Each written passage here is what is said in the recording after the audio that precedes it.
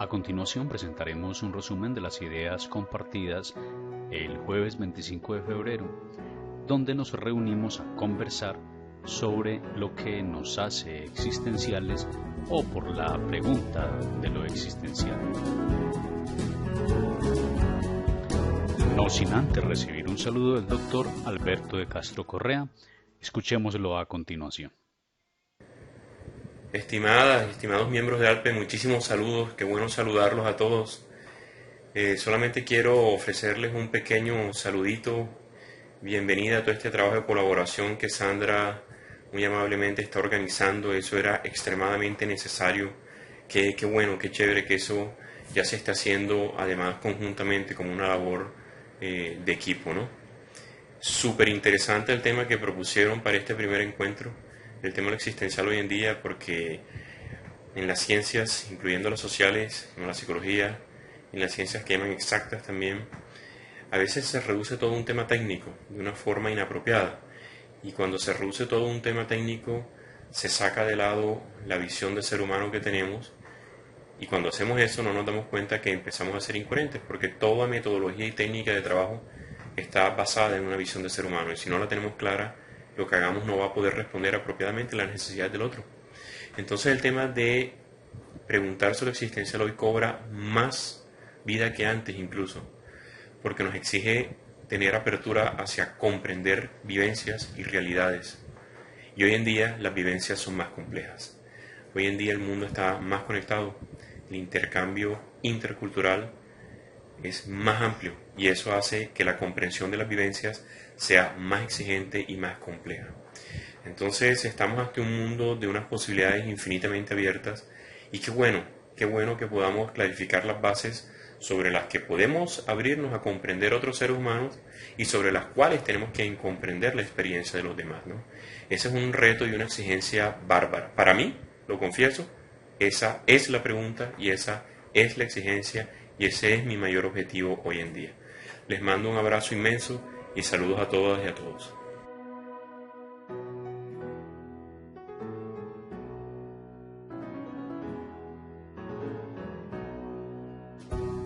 Pensaría yo como en lo que en lo que toca a mi ser, o sea, en lo que toca al ser del otro, como el ser más profundo, el ser más trascendental, como algo que va un poco, o un poco no, que va más allá de la apariencia y que va más allá de como de las expectativas y está más centrado en la expresión genuina de lo que yo soy y de lo que el otro es. Me enfocaría por ese lado así como en principio, ¿sí? Lo genuino, lo genuino. A ver quién resuena con Nora y conecta ahí su perspectiva. O que hagamos un encadenamiento, ¿no? Sí, yo podría decir que resueno mucho con ese concepto de lo genuino. Es decir, que para contestar que lo existencial para mí, nosotros vivimos y más en este momento en una época en que las cosas suceden de una manera como vertiginosamente rápida, ¿sí? Y es una sucesión de haceres. Y en esta sucesión de haceres hay que rescatar qué es lo que soy, qué es lo que genuinamente soy, reflexionar sobre ello que soy y que voy siendo para no perderme como en un deber hacer continuo, ¿sí? Ni en los esquemas, por ejemplo, por importantes que sean, como de competencias en tal cosa, competencias en tal otra, ¿sí? La adquisición de competencias en vez de, bueno, ¿qué soy y cómo me apropio de las competencias que voy adquiriendo? Entonces, eso es una parte muy importante, esto de la genuinamente quién soy y cómo reflexiono acerca de ello, cómo reflexiono acerca de mi ser y como del devenir de mi ser. Bueno, yo diría, me llegan como palabras cuando pienso en el existencial, pienso en el devenir, en esta andadura humana, en este tránsito hacia la plenitud, a la planificación de lo humano, a planificarnos a través del ser, tiene que ver con la presencia, con la autenticidad y con la construcción de sentidos. Uh-huh. con cosas muy profundas, con algo íntimo, pero que es constitutivo del humano, así con esas, sí, tiene que ver con algo muy, muy profundo que atraviesa, no sé cómo definirlo, pero ya, y que tiene que ver con el sentido, con estar aquí, ahora,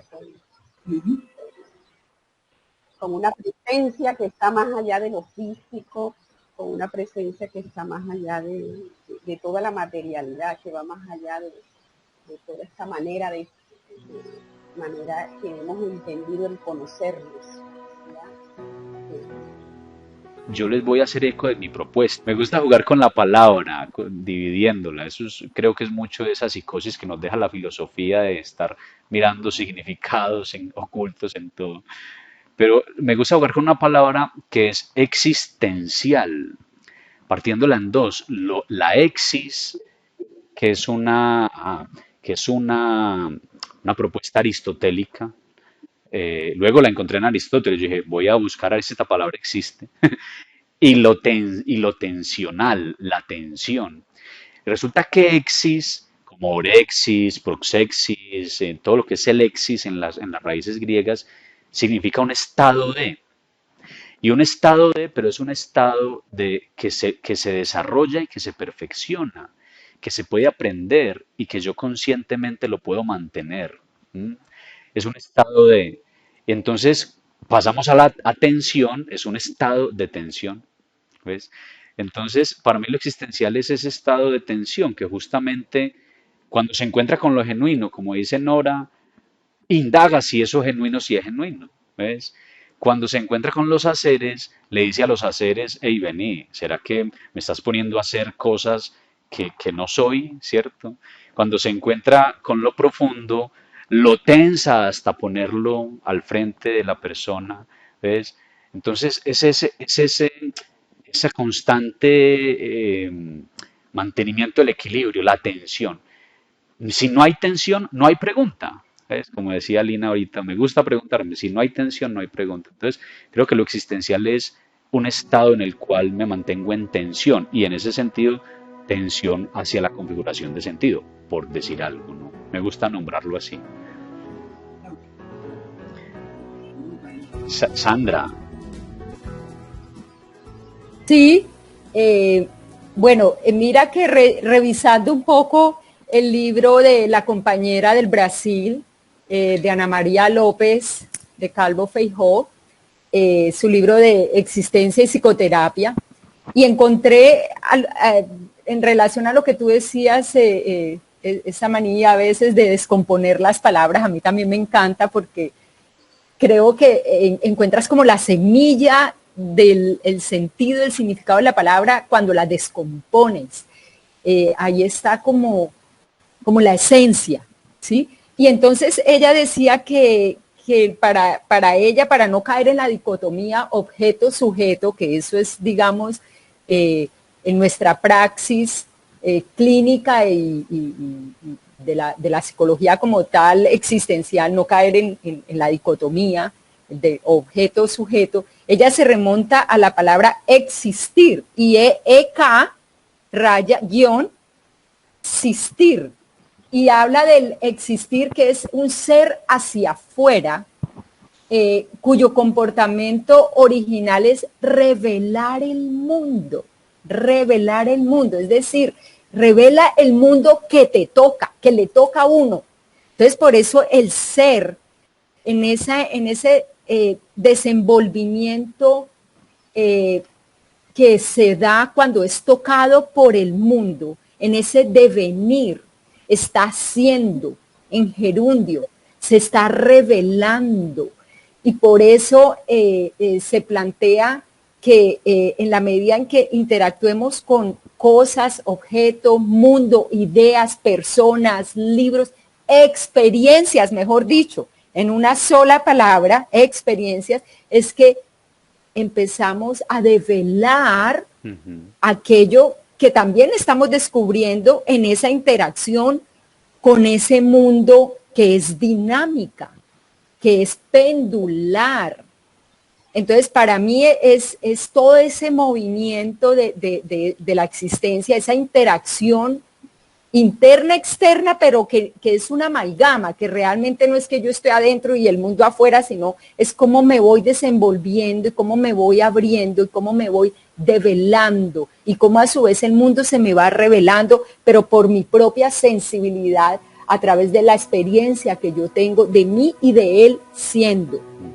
Esa es como mi concepción mi respuesta a esa primera pregunta que es tan profunda realmente y tan compleja. Nora tiene ahí un elemento.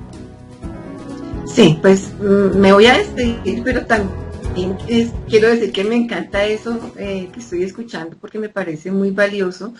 De hecho, el tema, digamos, ese gerundio me parece que es esencial en todo este proceso, o sea, como que no somos seres acabados, sino que estamos siendo, nos estamos desarrollando y lo seguimos haciendo en la medida en que estamos presentes en cada instante, en cada experiencia, con cada ser humano, con nosotros mismos, y nos vamos como autoconociendo y nos vamos como descubriendo, o sea, y como definitivamente para mí el tema del gerundio es algo maravilloso.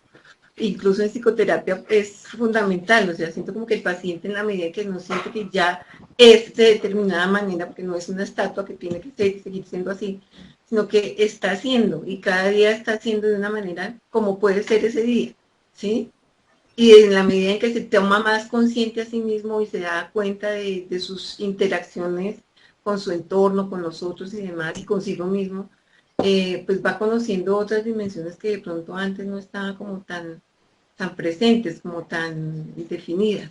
Gracias, Norita, y te vamos a invitar porque Norita, ella ejerce un tipo de terapia caminando y me encantó eso. Entonces la vamos a invitar un día para que nos cuente, porque por la pandemia estuvo echando de menos un resto ese proceso, ese caminar, y ha retomado con uno que otro paciente. Entonces qué chévere que nos ilustraras en algún momento. Ahorita voy a caminar con ella 1 hora y aprovechamos del camino. Un besito. De ataque, un abrazo. A verlos, un abrazo, chao. Claro, voy a poner aquí una notica de color justo con ese ejercicio peripatético, ¿no? Y es que ese que es eyectarse, salir de un adormilamiento, de un ensimismamiento, pero en relación de lo que dice Frei Ho, pero en relación con esto de caminar, y es ir al encuentro con el mundo es justamente ir al encuentro con caminar hacia allá, pero no por la dicotomización, sino por lo que señala un poco la palabra advanens, que cuando yo la leía en Gestalt entendí una cosa y cuando la leí en Rollo May me clarificó mucho, y es justamente la recreación que hay entre el organismo y el ambiente cuando estoy en una conciencia inmediata con el mundo. Entonces la conciencia inmediata, que es el awareness, no el consciousness, ¿no?, sino el awareness, esa conciencia inmediata es justamente de disponerme, estar abierto al encuentro inmediato con el mundo para que emerja espontáneamente la existencia. Entonces ahí justamente regresaría yo a ese asunto de lo genuino, que es lo que no está mediado por esos esquemas de lo que nos hablaba también Paulina, ¿no? Esa notica ahí. Hagamos más eco de esta primera pregunta, compañeras. Digamos con lo que se está diciendo del gerundio, y todo esto, está esa forma, digamos, ampliada, muy viva, de poder mirar pasado, presente, futuro, digamos como en un presente que va siendo, ¿sí?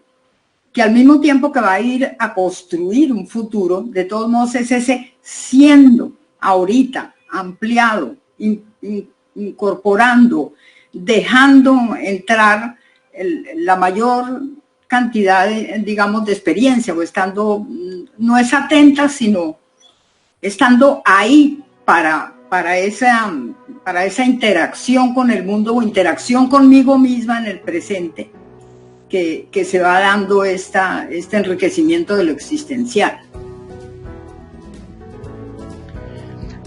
Definitivamente convergemos definitivamente en ese asunto, digamos, de la eternidad del tiempo, que es lo que Heidegger nos presenta pues en el Ser y el Tiempo. Ser sin tiempo no es posible, pero es un tiempo que al ser eterno, entonces permite que la existencia no tenga que delimitarse, sino que se extiende con la misma dimensión en que se extiende el tiempo, ¿no?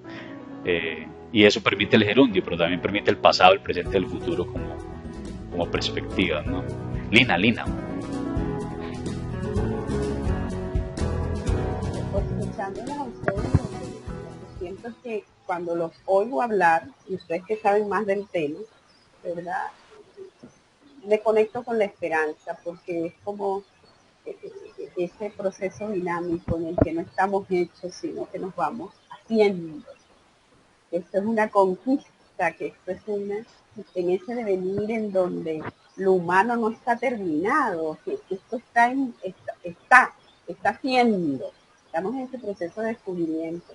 Y esto es una buena noticia precisamente por el momento en que estamos ahora. Muy bien. De todas las posibilidades que encierra lo humano, porque no somos productos terminados. Oyéndolos a ustedes, entonces me conecta con la esperanza, todo eso que estoy diciendo. Tu respuesta, Lina, me da pie para conectar justamente la segunda pregunta, si me haces una seña ahí, Sandra, y es, claro, si a ti te da esperanza o te señala esperanza, la pregunta es qué vigencia luego de mi trasegar personal, íntimo, profesional, social, político, civil en general, tiene la reflexión o la práctica existencial. ¿Qué vigencia para mí con mi propia historia tiene la reflexión existencial y la práctica a partir de ello, ¿no? Entonces hablemos de vigencias personales. Yo diría que total, o sea, estamos en un tiempo en donde hay tanta pérdida de sentido, de hasta dónde vamos, ya el hombre ya un poco perdido, afanado, perdido en esos haceres de los que ustedes mencionan, ¿verdad? Es como la sensación de que necesitamos unas narrativas como esta, que nos vuelvan hacia nosotros, que nos vuelvan a mirar desde lo profundo, que nos permitan esa construcción consciente, ¿verdad? Que nos hagan entender que esas tensiones son parte de la vida. O sea, que vivimos siempre en tensión existencial, pero que eso no es un problema, que eso es vida. Muy bien. Entonces, salirnos de eso de que estamos en problema, no, lo que está ocurriendo es la vida expresándose de la manera como se está expresando en este momento. Ahora, ¿cómo le vamos a responder nosotros en este devenir? ¿Y qué es lo que devela de nosotros esta dinámica? ¿Ya? ¿Y a dónde nos lleva? ¿Qué ruta nos está hacia qué susurros existenciales nos está llevando? ¿Hacia qué descubrimiento nuevo este anochecer? ¿Verdad? Estamos como en un momento de noche, pero que está de alba, que también es el parto de una nueva humanidad o de un nuevo amanecer, de un descubrimiento nuevo. Entonces, y que yo siento que hoy más que nunca se necesita de este tipo de enfoque, de narrativa, de ver al hombre desde este ángulo que nos hace falta. Muy bien, porque nos metimos mucho en la materia, en el hacer, ¿verdad? Y encuartelamos ese ser tan maravilloso que es el ser humano. Y que necesitamos seguir descubriéndonos. ¿Ya? Pero también es que, digamos, la pregunta tiene un aspecto, un carácter como fue hecha retrospectivo, ¿sí? Pero yo quisiera como en mi vida y precisamente como rescate continuo de lo existencial, enfatizar no el retrospectivo, sino como advertirme a mí misma, ese no es luego de trasegar, sino estoy y continúo trasegando y ojalá no deje de trasegar. Es decir, que si que a veces cuando uno trata de mirar en retrospectiva su vida puede adquirir como una falsa tranquilidad de llegué, estoy contenta, y cosas que digamos que me hacen sentirme menos viva y menos con el deseo de no, todavía es un proceso en el cual tengo que estar absolutamente pendiente. Ese término norteamericano embodiment, acoger, abrazar, apropiarme de las tensiones y que sean bienvenidas para continuar. Claro, voy a hacer ahí eco de la retrospección, porque tal como tú lo comentas, puede aparecer que algunas personas pueden mirar su pasado y sentirse cómodos, ¿no?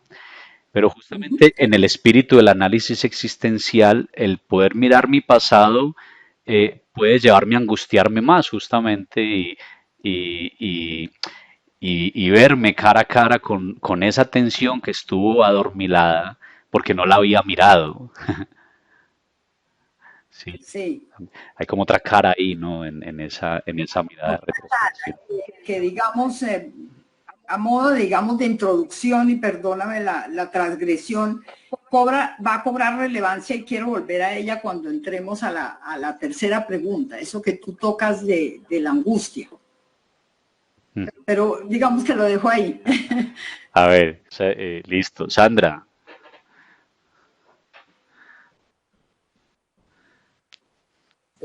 Sí, qué vigencia total. O sea, yo pienso que hoy más que nunca, si antes no había estado vigente para alguien esta pregunta, lo existencial, hoy más que nunca, como dice Lina, a partir de lo que nos está ocurriendo, ¿no?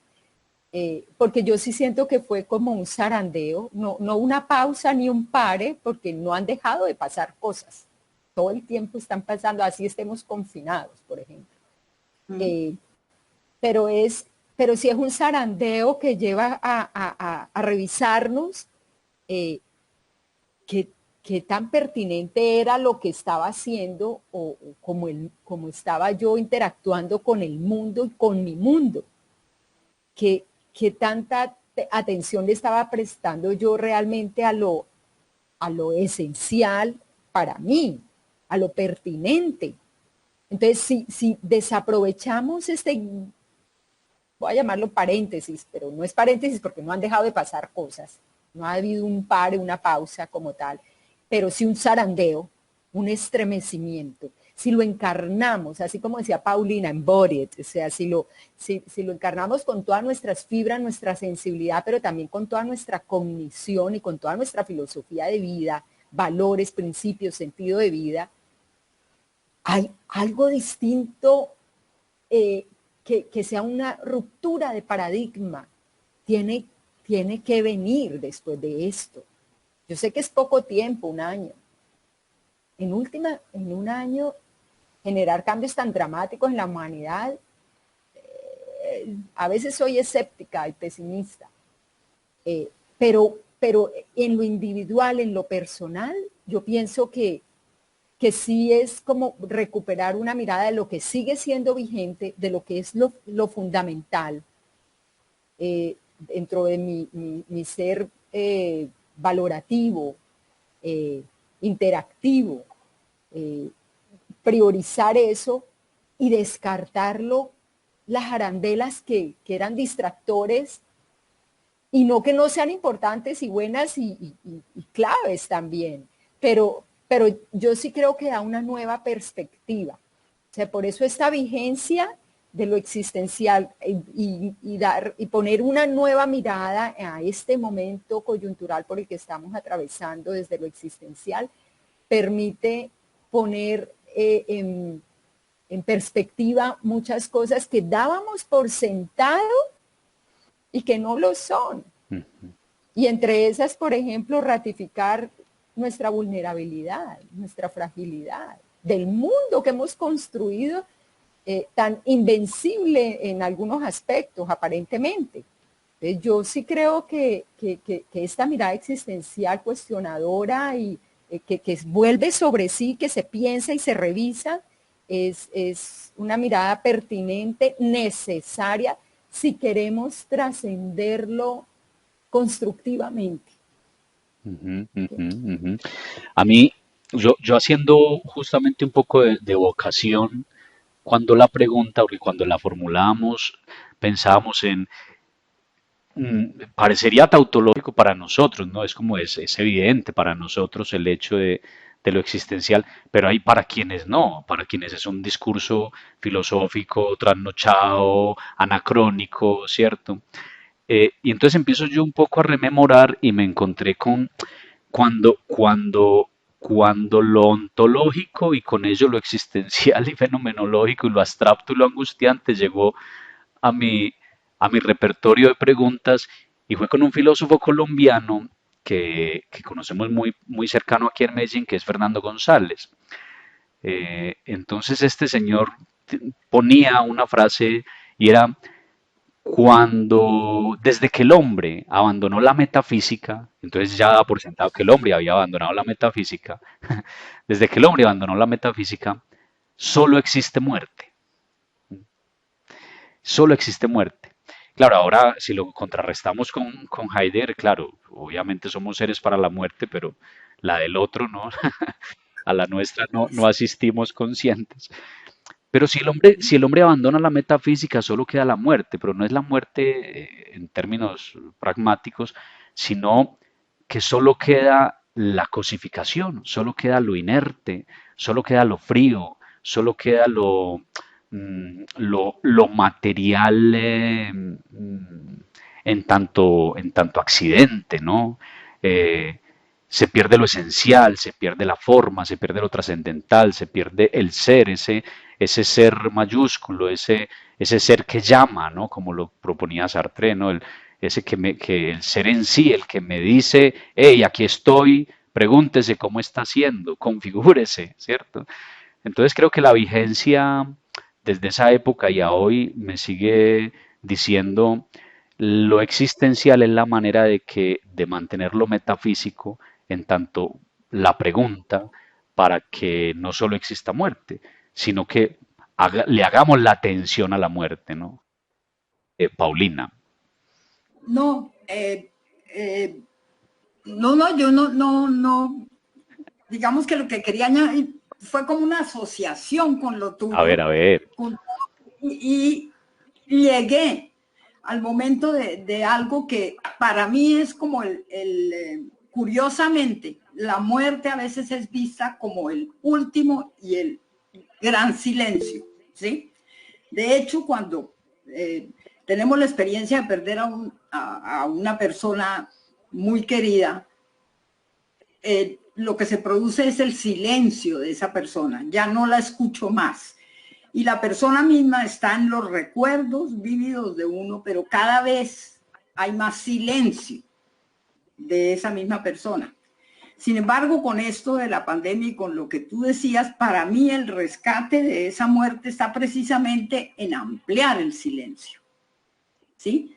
El silencio que me crea un espacio de reflexión sobre mí, ¿sí? Que crea un espacio para volver a mirar, digamos, a través de mi existencia, cómo es mi esencia, ya que tú estabas mencionando un poco a Sartre. Entonces, para mí esto de la pandemia, digamos, una de las cosas que posiblemente pueda rescatar, sea los espacios, y que de hecho en algunas personas ha rescatado por el confinamiento, es el espacio del silencio, que puede llegar a la angustia. Ya no está, ya la persona no lo puede llenar con tanta salidera, con tanta cosa. Entonces, ¿qué hace ahí? Sí, ¿cómo lo llena? Y puede que lo llene con una cantidad de actividades para volver a tener algo parecido a lo que tenía antes en su actividad, digamos, itinerante y afuera, pero para otros sí es una oportunidad de volver a pensarse. Claro, creo que podría seguir con el tema de la angustia y conectemos justamente con una pregunta que era la que estabas esperando o la que anunciaste ahorita y es, ¿para qué hoy lo existencial en Colombia y o en la psicología y o en la humanidad, pero haciendo eco pues de este espacio aquí colombiano, ¿para qué lo existencial hoy? Entonces nos empieza ya a proponer para rescatar el silencio.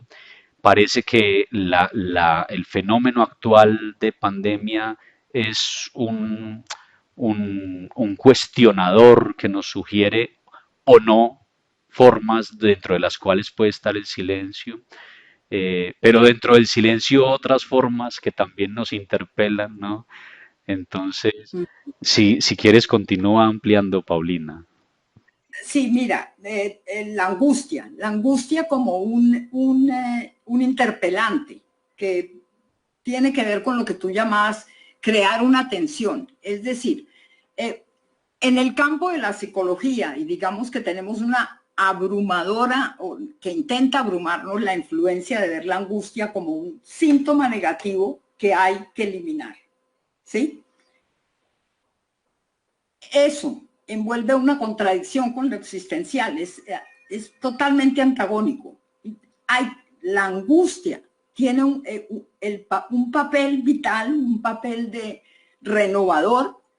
Entonces, si nosotros estamos mirando las cosas como terapeutas desde el punto de vista existencial, no puede ser para eliminar la angustia, sino precisamente para que la persona vea ese papel positivo que tiene la angustia en su vida y que puede inclusive llegar en época de pandemia a ser la angustia de que a mí me pueda dar la enfermedad, la angustia de que puedo morir, ¿sí? No son cosas para evitar ni para eliminar en el quehacer terapéutico, sino para que la persona, como parte de su crecimiento, tolere más la angustia y mire, digamos, de nuevo, se apropie de esa angustia para ver a dónde la lleva, digamos, con la idea de que también la angustia a veces lo que está señalando es la falta de autenticidad, la falta de lo genuino en la vida. Claro, claro. Escucho y le cedo la palabra a Patricia para hacerle el puente, Sandra Patricia. Sí, sí, sí, Sandra. Esa No, cuestión, sí. lo de los distractores, me parece tú has señalado un punto muy importante, Paulina, y es que sí, la angustia no debe mirarse como un síntoma que hay que quitar, curar, sino al contrario, es el campanazo que precisamente nos está alertando de algo que existencialmente nos importa, nos moviliza, eh, nos afecta, nos toca, se zarandea algo en nosotros. Si la quitamos, nos perdemos la oportunidad de descifrar qué es. Recuerdo mucho a Alberto en una de las sesiones del año pasado, que era Hablemos de las emociones, cuando hablaba de la ansiedad.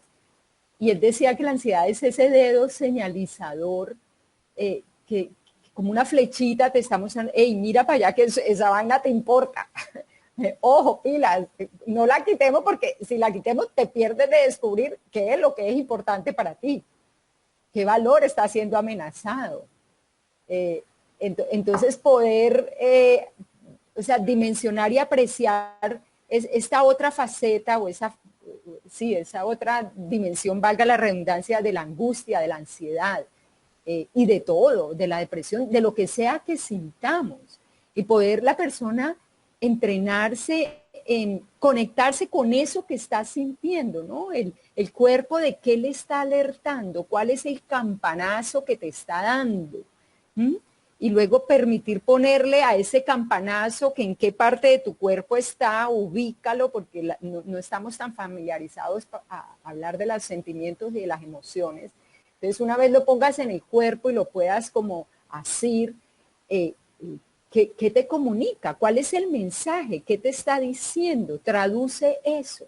Y una vez lo traduzcas, bueno, porque eso es importante, ¿para qué? ¿Qué piensas de eso? Y luego, ¿qué vas a hacer con eso que descubriste? ¿Mm? Entonces es un movimiento de ida y vuelta permanente que no para, no para. Y para mí eso es connatural a la existencia. O sea, y por eso cuando con Luis Javier estábamos organizando como las preguntas orientadoras de este conversatorio, decíamos, pero ¿y será que hay gente que no se cuestiona estas vainas? O sea, yo decía, pero es que no puede ser. Entonces, bueno, ya él entró a explicarme algo de su tesis y el estudio que hizo sobre la conciencia y este aspecto de la libertad, y que realmente no todo el mundo es proclive a esos cuestionamientos. Entonces, miércoles, a mí eso sí me asusta, o sea, como que haya gente que no sé. Entonces, yo creo que tú pudieras, Luis Javier, ampliarnos un poquitico más, porque para mí eso sigue siendo como una big question mark, como un gran interrogante. Y es que, claro, Paulina y Sandra nos señalan lo individual. En esta tercera pregunta, un poco yo quiero rescatar esas palabras de Alberto Orqués. La vigencia hoy en Colombia en la psicología, y es claro, no solo para mantener la tensión que puede entregarnos la angustia, que con Kierkegaard sería un poco ese miedo que es movilizante también, es paralizante, pero es movilizante. Y con Jasper también es ese asunto de aquello que me confronta y que me demanda una transformación, ¿cierto? Pero justamente me pego ahí la palabra transformación para decir, Alberto señala, la vigencia es para también preguntarle hoy a la ciencia y a las estructuras, a las instituciones, diría yo, también cómo están siendo, ¿cierto? Entonces, están siendo técnicas, señala Alberto, están siendo limitantes, parciales, reducidas, así como el individuo que si no se pregunta por sí mismo se queda anquilosado, no lo corporiza, no lo transforma, no lo asume, no lo moviliza, no se responsabiliza, así también a nivel, digamos, macro, ¿no? O contextual. La política se ve cuestionada por la pregunta metafísica, por esa de cómo estás siendo y por qué no te angustias, porque estás cómodo ahí en el poder, cómo estás siendo allí. La ciencia misma, la forma, digamos, objetivadora, cosificadora, el existencialismo me permite cuestionarlo y decirle, hey, ven yo te histerizo, ven yo te angustio y con mi cuestionamiento, encuéntrate conmigo y pongamos en común y en evidencia que quizá estás teniendo una aproximación reducida al mundo. Entonces, creo que lo existencial, sin responder pues por los que se preguntan o no, pero lo existencial, señala Alberto en el saludo que nos hacía, nos permite ampliar la complejidad, ¿cierto? Entonces, tanto para el individuo que puede explorar otras formas de existir o ampliar su repertorio existencial, pero tanto para lo grupal, para las instituciones, para las lógicas sociales y para todos aquellos esquemas que pueden convertirse en totalizantes eventualmente, lo existencial siempre va a ser ese dedito señalador que le permite al individuo y a la colectividad interpelarse y preguntarse por sí mismo, ¿no? Lina. Que precisamente también era mi reflexión, ¿no? Como salirnos un poco, que nos permitía mirar no solamente esas reflexiones en mi mundo de la piel para adentro, sino también poder cuestionar la ciencia, la economía, la política, la religión, ¿verdad? Porque con todas estas situaciones yo pienso que ha aflorado el dolor humano, el dolor, el sufrimiento humano, ¿ya? Y el hecho de preguntarnos por el ser que sufre y a partir de qué sufre, cómo esos macrosistemas donde está arropado el ser humano en ese devenir existencial, ¿verdad? En esa dialéctica con todos esos entornos en que fluye el ser, en que se descubre, también lo permean en esa construcción, ¿verdad? Y cómo la mirada existencial también permite cuestionar todas esos macrosistemas en donde se desarrolla la vida. Entonces nos puede también, a partir de todas esas preguntas, nos puede ampliar para que estemos dispuestos a ampliar nuestro sentido de pertenencia, ¿verdad? Nuestra mirada hasta dónde llego, porque esto está directamente relacionado con los compromisos existenciales míos. ¿Hasta dónde llegan? ¿Hasta dónde nos hemos encerrado en nuestro búnker? Porque yo estoy acomodadito, porque a mí no me ha llegado, pero con todas estas preguntas que interpelan, con toda esa metafísica, con ese salir, existir, salir, ¿verdad? Al otro, el encuentro con el otro. En esa dinámica también el existencialismo nos puede propiciar un contexto para también confrontar todas esas estructuras y movilizar, no solamente de la piel para adentro, sino todo esto que arropa al ser y su sufrimiento. Sandra. Sí, no, yo pienso que la filosofía se ha quedado corta en permear las instancias políticas de nuestra sociedad. Ahí se ha quedado muy como en la academia y el yo con yo, pues mirándome, y no ha trascendido, porque yo pienso que este es el momento, digamos, en el que debería de verdad salir y hacer parte de esas instancias de consejos, de juntas, instancias públicas, de gobiernos, económicas también, y lanzar esta mirada, este faro que ilumine y que alerte y que muestre un poquitico y que saque estas instancias de lo meramente objetivizante, funcional y operativo, y trascienda eso, pero eso es una tarea que pienso que se ha quedado corta en las academias, digamos, de filosofía, salir y tener ese contacto con el mundo real. Paulina tiene un eco ahí adicional a esto que... Tengo un eco y es como una forma indirecta de mirarlo. Tú Luis Javier, señalabas la importancia de llevar eso de lo existencial a lo colectivo, que permee también instancias colectivas. Y de hecho se me estaba ocurriendo que lo que tú ves y lo que uno ve a través del tiempo, pero que ha sido como muy exacerbado en esta época, es un descontento colectivo, que a veces se expresa como un descontento político, a veces se expresa como un descontento con el hallazgo científico, con el hecho de estar confinados, con los políticos que digan tal cosa, con el esquema de vacunación y todo. Pero en eso, que parece ser como una queja irrelevante, está implícito, aunque la persona no lo pueda expresar de esa manera ni reflexionar de esa manera, está lo existencial, ¿sí? Se expresa a través de cosas externas un poquito, digamos, no cosificadas, sino puntuales, pero lo que están expresando es un vivir de forma existencial y un quejarse, existencialmente. Que se puede, digamos que uno puede rescatar, ¿sí? Claro, claro. Voy a pegarme de lo que señala Paulina justamente e introduzco la cuarta pregunta y empezamos ya a pulir ya el cierre. Y es justamente, es que es propio de lo existencial lo relacional, todos lo sabemos, ¿no? Lo existencial que es coexistencial, dándole una categoría global a la existencia, y la ocurrencia de ella es al mismo tiempo con el otro en el mundo, pues esa fórmula pues que ya conocemos, ¿no? Entonces justamente lo existencial en tanto contenido interrogador o señalador, si me permiten esas palabras, como digamos ambiente, aire, situación cuestionante y angustiante, nos permite cuestionarnos sobre cómo estamos manteniendo el tejido social. Y de ahí me voy a pegar justamente para la cuarta pregunta, y es qué ganamos y qué perdemos. Y creo que en la medida que mantengamos la reflexión y la crítica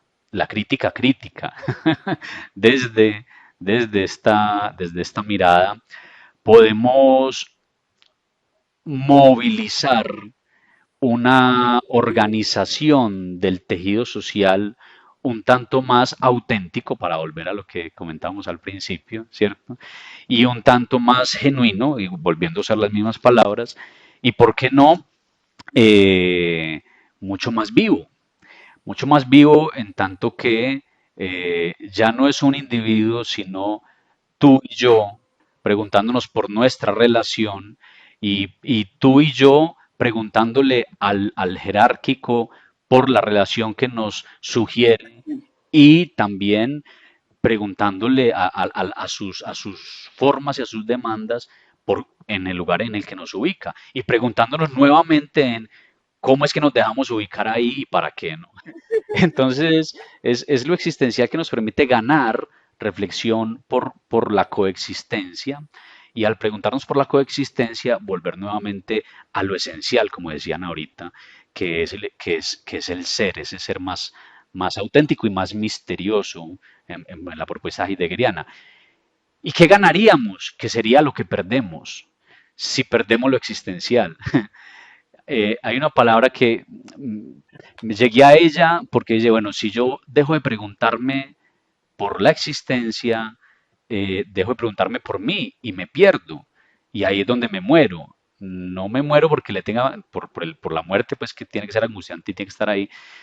Me muero en cuanto a que dejo de construirme, dejo de estar ejecutando el gerundio, como lo proponían ahorita. Es decir, es una muerte simbólica en cuanto a que acallo mis formas y posibilidades.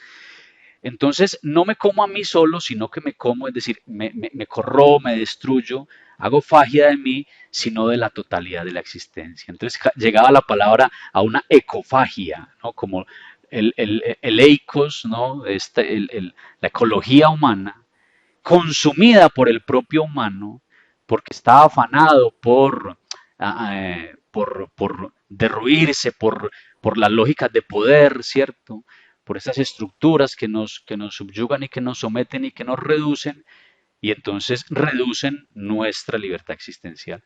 Entonces, o podemos ganar tejido social y libertad humana, no solo individual, sino efectivamente coexistente, pero si abandonamos la reflexión por lo existencial, podríamos ganar una autodestrucción en tanto que nos empezamos a invisibilizar unos con otros en el afán de sobresalir individualmente, ¿no? No como humanidad. Y entonces con eso les dejo ya la cuarta pregunta a ustedes. ¿Qué ganamos y qué perdemos? Si es posible formularla así, a ver. ¿Qué ganar y qué perder? Yo creo que una cosa que perdemos, pero es un perdemos entre comillas, es comodidad. ¿Sí? Es decir, la vida no es cómoda, contemplando o teniendo presente lo existencial. ¿Sí? Pero por eso digo que es un perdemos entre comillas. ¿Sí? ¿Qué ganamos? Ganamos, digamos, una batalla contra la muerte. Quiere decir, tenemos asignado una vida que durará X tiempo, dependiendo de factores externos, dependiendo de factores internos, pero que esa vida sea vida y cada persona individualmente e inclusive después un colectivo, el colectivo, no muera antes de morir, no muera existencialmente antes de morir. En ese sentido, digamos, un aspectico que se tocó antes de una manera positiva, digamos, también tiene para mí una connotación negativa vista de otra forma, y es el sentido de pertenencia. El sentido de pertenencia es, digamos, muy importante psicológicamente, y muchos psicólogos han hablado del sentido de pertenencia, como por ejemplo en las etapas de crecimiento de Maslow, de Abraham Maslow, como el sentido de pertenencia precede al sentido de autoestima y precede como al sentido existencial de realizar todas mis posibilidades, pensarme a mí mismo continuamente. Pero sin embargo, ese sentido de pertenencia es precisamente lo que puede dejar, ¿cierto? Lo que puede no permitir en cierto sentido, el que yo me cuestione lo colectivo, porque quiero pertenecer. El que no me cuestione la política porque quiero pertenecer.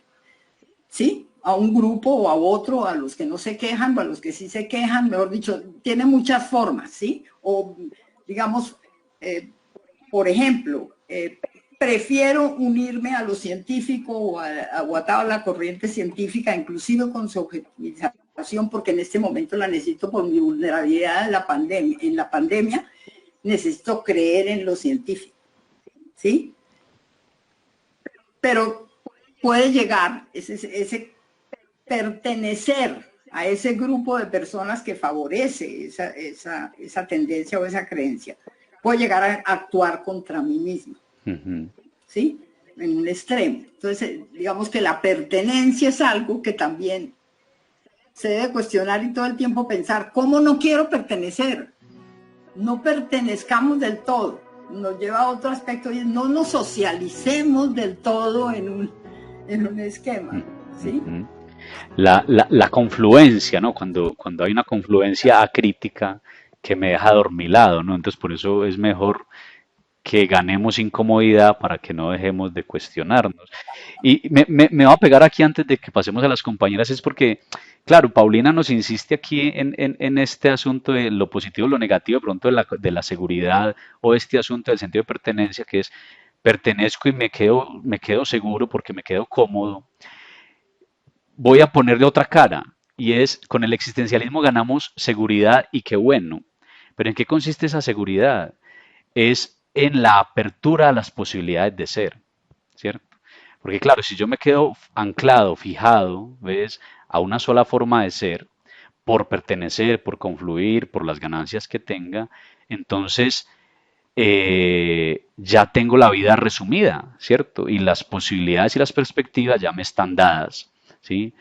En cambio, la seguridad que me da el existencialismo es seguridad de que puedo ser de cualquier otra manera si cuestiono lo que estaba haciendo el statu quo individual y global, ¿cierto?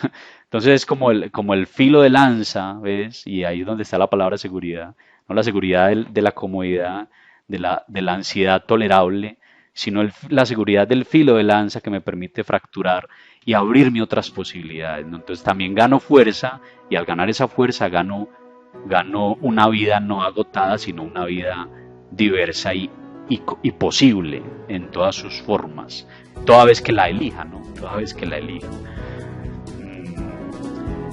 Compañeras. Yo estoy de acuerdo contigo, Luis Javier y Paulina, frente a que de entrar en un conformismo con el statu quo, sí, ganamos tranquilidad aparente, estabilidad aparente, pero perdemos la posibilidad de devenir auténtica y genuinamente, de explorarnos, de medir el alcance de lo que puede ser el desarrollo de nuestras potencialidades. Y finalmente eso pasa a cuenta de cobro. Yo creo que pasa a cuenta de cobro en apatía, en cuando tú haces el balance de tu día a día o al final de tus días o en momentos de reflexión si los hay, como de que, bueno, ¿y qué hice con mi vida?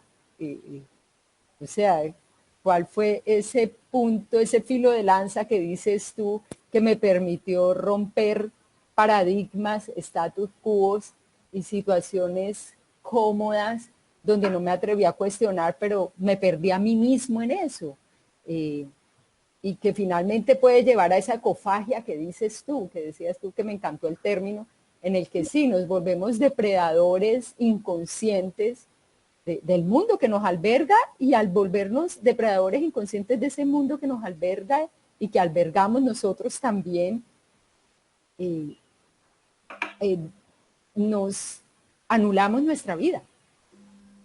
Anulamos nuestra vida. Entonces, todo eso es lo que perdemos. ¿Y qué ganamos? Sí, el vértigo de la libertad.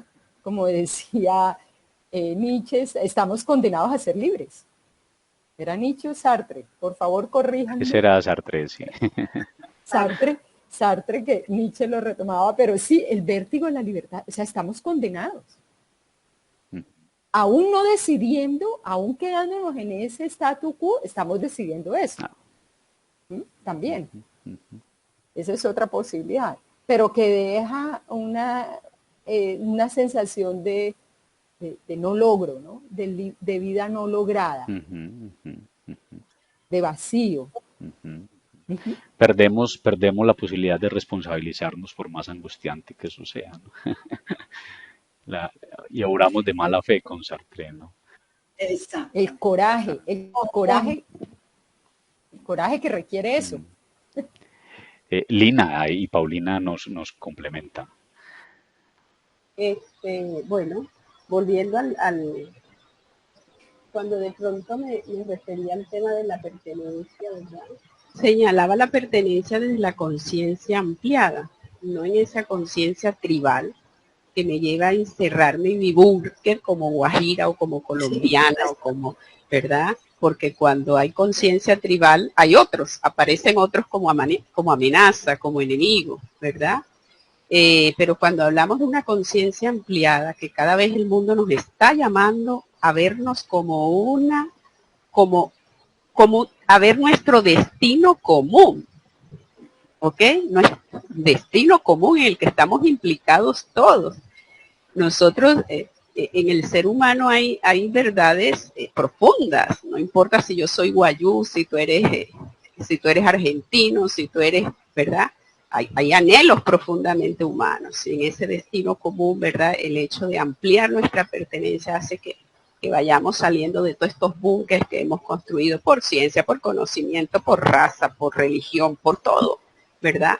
Para poder mirarnos desde otra perspectiva y poder aliviar todo esto que estamos viviendo hoy en día. Edgar Morin, en Los 7 saberes necesarios para el siglo XXI, precisamente, trae uno, y bueno, no, lejos del existencialismo, porque no pertenece a ninguno de esta narrativa, pero nos sugiere que uno de los grandes saberes necesarios para este siglo es convertirnos en ciudadanos planetarios, ya, de este destino común que compartimos, que necesitamos salir de todas estas conciencias tribales de defensa por conocimiento, por estatus, por religión, por raza, y mirar que estamos envueltos en un destino común que necesitamos empezar a cuidarnos desde lo humano y lo profundo, desde nuestra realidad ontológica, desde lo que nos constituye, ¿verdad? Y poner qué es lo que nos estamos honrando, qué es lo que nos duele hoy tanto que está en amenaza en este mundo, qué es lo que esta forma de vivir no nos planifica, en dónde está el quiebre en toda esta existencia que vamos detrás de tantas cosas, ¿verdad? De tanto Photoshop, y no, ¿verdad? Y no logramos honrar lo que realmente nos planifica y nos constituye como humanos, volver la mirada a eso. Y para eso necesitamos vernos como en unidad, esa conciencia de unidad y conciencia planetaria. No sé si esto tenga que ver con el existencialismo, ¿verdad? Nada más holístico que la palabra existencia, porque es que es referirse a la totalidad, ¿no, Paulina? Vale. Sí, así es.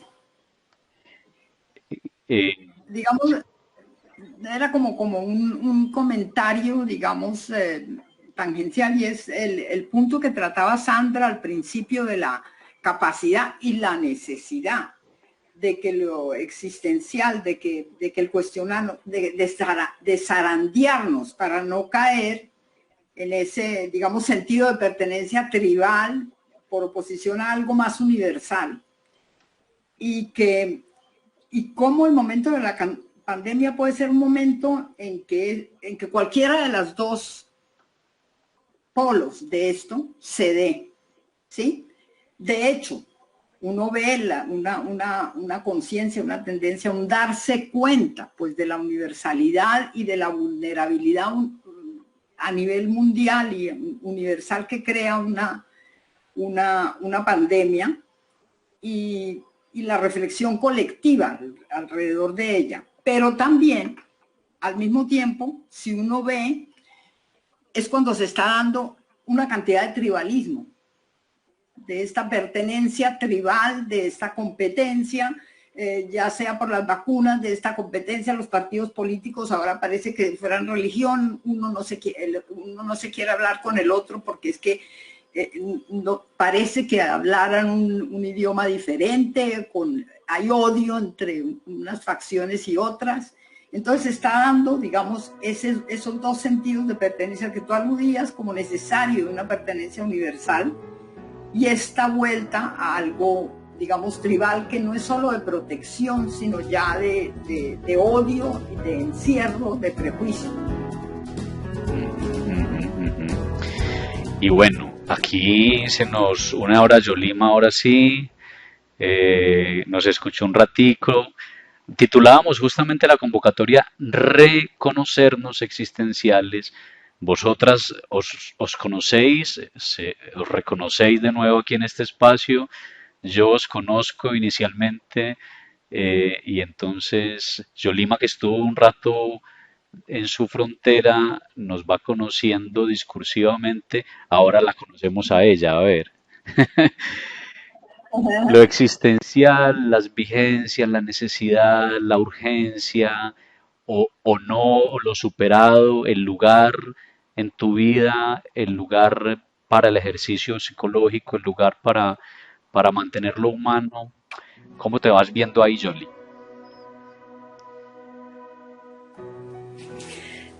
Lo existencial, como estaban diciendo ahorita, es una palabra, no sé si lo dijiste tú o alguien hace poco, que es como siempre lo he visto, y es ver desde la totalidad de todas las dimensiones del ser humano y verlo de una forma integral que permita ir más allá de la mera situación puntual o motivo por el que de pronto alguien pueda interactuar con uno en un proceso terapéutico. Pero igualmente para mí como tal, yo lo veo como un estilo de vida, no sé, o sea, es como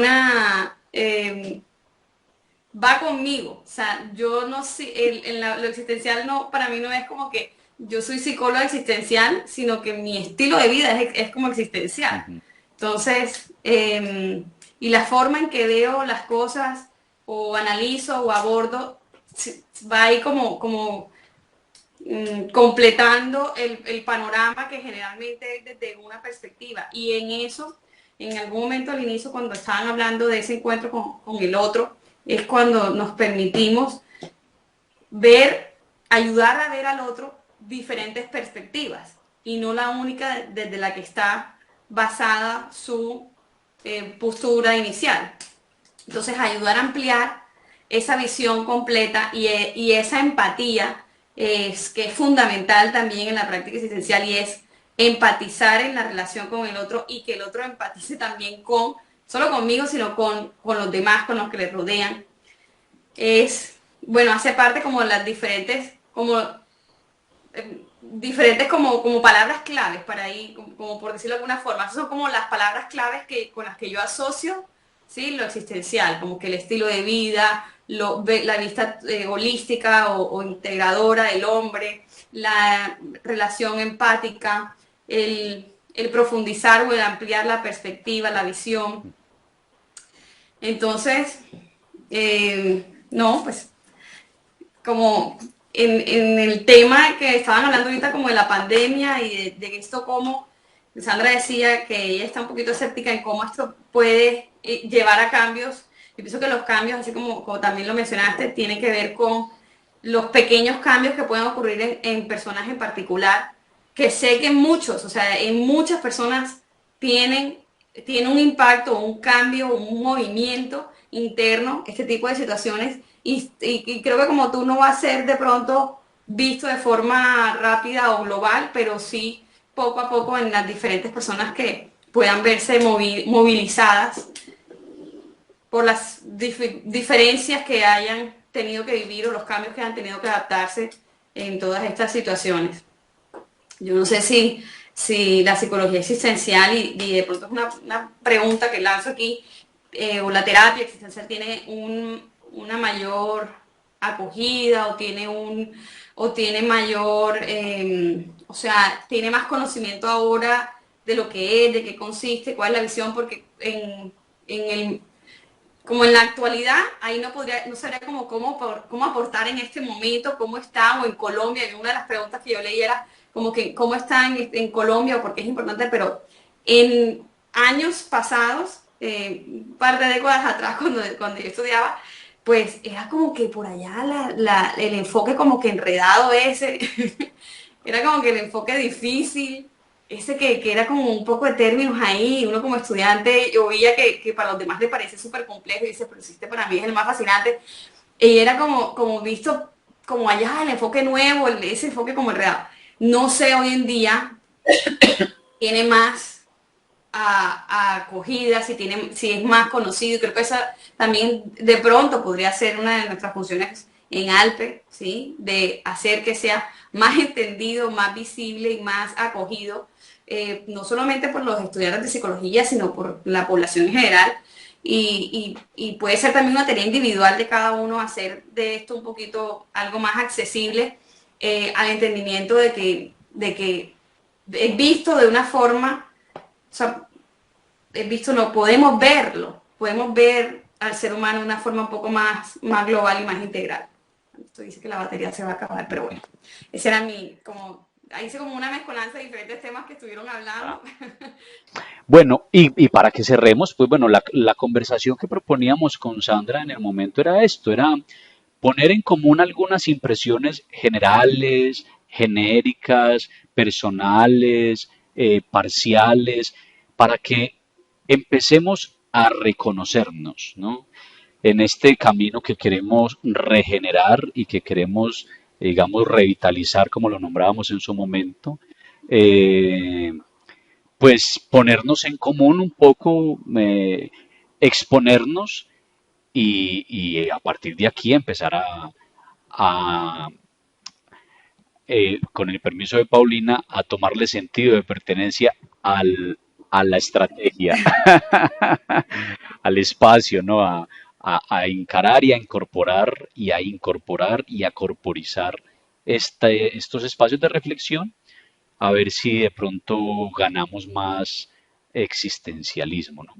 Eso me queda a mí, vosotras, ¿cómo os quedáis y con qué os quedáis? A ver, ronda de conclusiones. Yo me llevo varias porque yo no he estudiado el existencialismo como ustedes, soy apasionada. Me llevo varias cosas hoy. Uno, las tensiones, la vida es una tensión existencial hacia la configuración de sentido. Hay que encarar esas tensiones existenciales. Si el hombre abandona lo metafísico, solo nos quedará las estructuras de muerte. La angustia, no verla como síntoma, ni querer eliminarla, sino que nos señalan la falta de autenticidad de nuestro espacio existencial y nos está llamando a movilizarnos. Me quedo con la pregunta de qué no estamos honrando y qué valores hoy se encuentran amenazados en nuestra existencia y nuestra manera de vivir. Me quedo con qué relaciones nos están sugiriendo todas estas estructuras de ciencia, economía, política y religión. El lugar, en qué lugar nos ubican y cómo nos dejamos ubicar en ese lugar. Y qué posibilidades nos abren o nos cierra el lugar donde nos ubican todas esas estructuras. Muy bien. Me quedo con darnos cuenta de la universalidad y de todo este destino común y de todo lo que puede nutrir las preguntas existenciales en todas estas estructuras. Y me quedo también con la vulnerabilidad, darnos cuenta de esa universalidad y de esa vulnerabilidad humana. Me quedo con todo eso. Gracias por todo esto. A ti por semejante síntesis, ¿no? Exactamente. A ver. Después de eso, pásame la nota, Lina. Maravilloso. Buenísima, buenísima ese resumen, Lina. Buenísimo. A ver, Sandra. O Pauli, o Yolima, o Karina. Sandra, dale. O sea, yo quería retomar el llamado inicial que teníamos con ALPE Colombia, este pequeño grupo que queremos que nutran personas como ustedes, que todavía no hacen parte, pero que existencialmente lo son. Es decir, cuando Yolima estaba diciendo que ella vive el existencialismo, yo sentía es que es una actitud.